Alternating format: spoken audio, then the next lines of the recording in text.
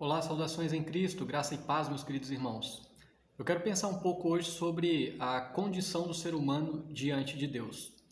Naturalmente, a condição do ser humano diante de Deus não é muito boa, porque o ser humano tem o seu coração manchado e contaminado pelo pecado.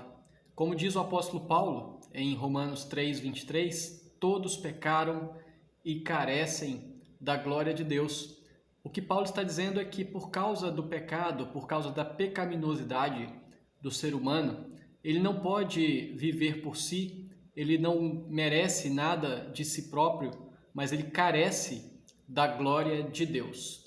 E certamente o pecado, ele coloca o homem numa situação de rebeldia contra Deus. O homem em pecado, ele está em rebelião contra Deus, ele é contra tudo que vem de Deus. Ele é contra o próprio Deus. O pecado do ser humano o coloca numa condição de inimizade com Deus.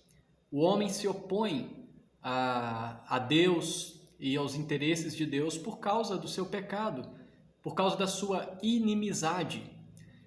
Só que existe um caminho de reconciliação com Deus.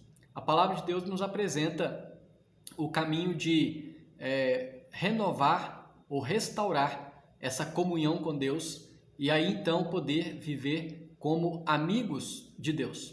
E o caminho da reconciliação com Deus é Cristo Jesus. Esse é o caminho para aqueles que querem ter um relacionamento de paz com Deus. Aqui em Romanos capítulo 5, versículo 1, diz assim: justificados, pois, mediante a fé, temos paz com Deus por meio de nosso Senhor Jesus Cristo. Portanto, Jesus Cristo é o caminho para que o ser humano pecador tenha paz com Deus, um relacionamento de paz.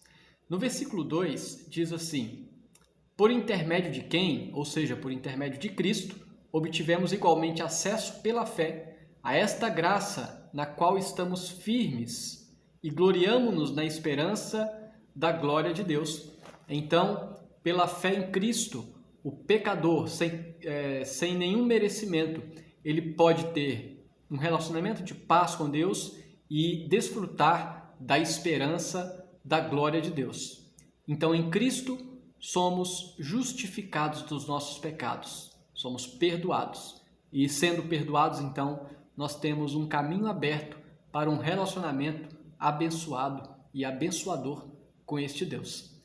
Então, tenhamos em mente que o caminho para o homem, a saída para o homem pecador é Cristo Jesus, aquele que veio nos dar a condição de termos paz com Deus. Que Deus te abençoe, que Deus nos abençoe. Um grande abraço a todos.